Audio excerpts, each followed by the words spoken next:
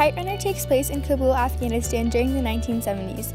The main character, Mir, lives in a wealthy neighborhood with his father, Baba, and family servants, Ali and his son, Hassan.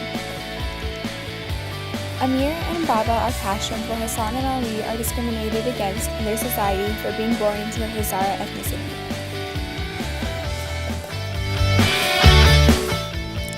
Throughout reading The Kite Runner by Khaled Hosseini, I learned a great deal regarding the complex history and demographics that make Afghanistan the unique and troubled country that it is today.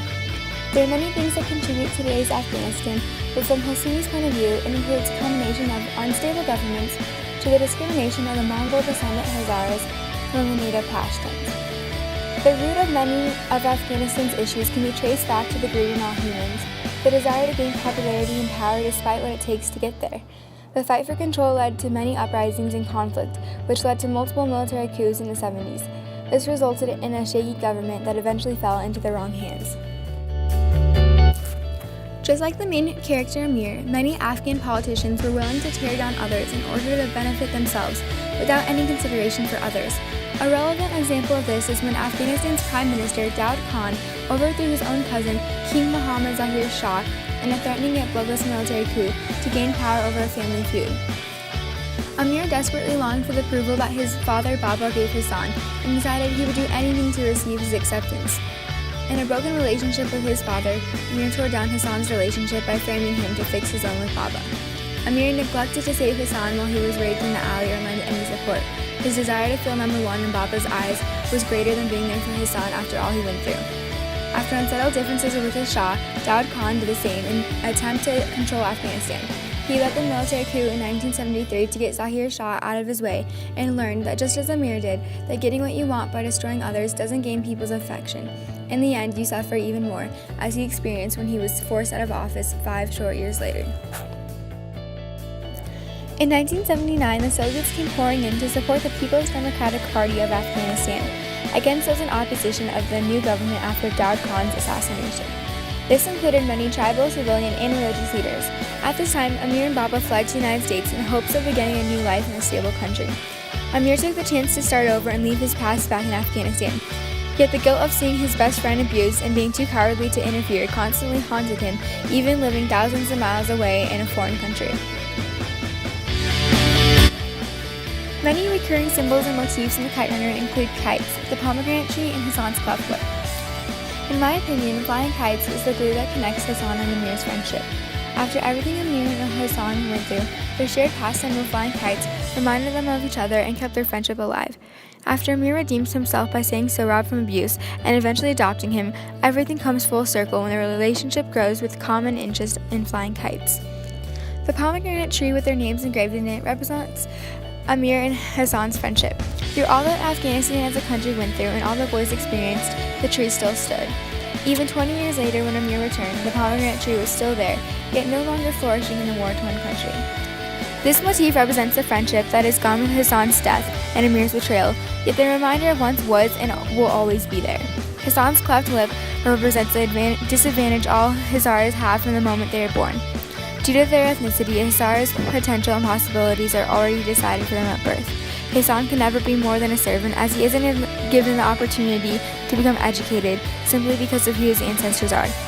This teaches me to appreciate all that I'm lucky to have, because out of the 7 billion people on this earth, I'm lucky to be born in this country. A country where your social status is earned by your character, not decided before birth. Your potential and possibilities are limitless, and you can go as far as you're willing to work for. This connects to Ayn Rand's story anthem, because just as Hazaras feel, Equality 7-2521 feels that his talents are hindered from the circumstances that he is born into. He cannot go any farther than the limits that society has put in place for him.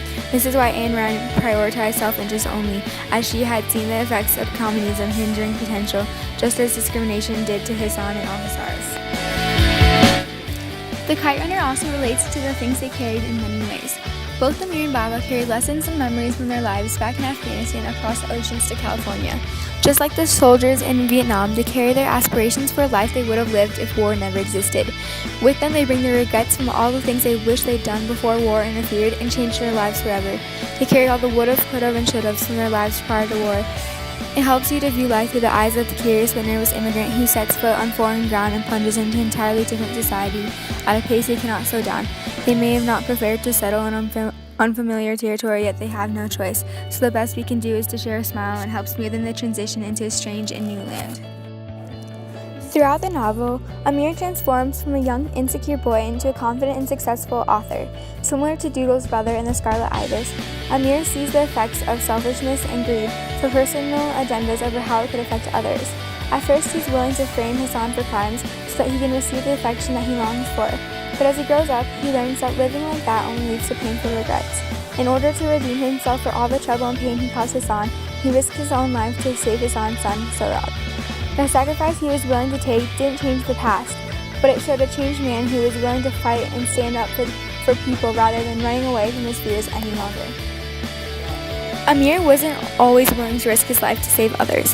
However, after he betrayed his best friend by ignoring what happened in the alley and leaving his most painful regrets from the last 20 years in Afghanistan, he was willing to do anything if it meant he could finally move on from the past and lift its heavy burden. He was forced to finally confront it all again when he returned to Kabul to save Sohrab.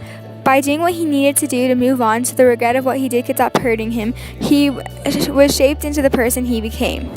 The person he went on to do great things and find redemption by saving Sohrab.